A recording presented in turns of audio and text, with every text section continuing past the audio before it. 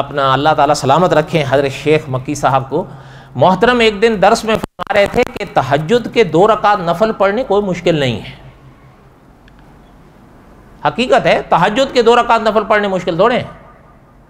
अच्छा, मोहतरम फरमाते थे कि इशराक के 2 रकात नफल पढ़ने भी कोई मुश्किल नहीं है, मुश्किल है मामलात को साफ रखना। मामलात में कहीं ना कहीं जब पैसे का मामला आता है बड़े बड़े फिसल जाते हैं।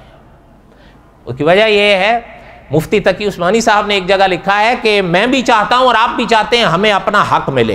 बिल्कुल सही बात है, अपना हक मिलना चाहिए। अच्छा, हजरत ने आगे लिखा है, कभी मैं और आप ये भी सोचे या सोचते हैं कि सामने वाले को भी सामने वाले का हक मिलना चाहिए।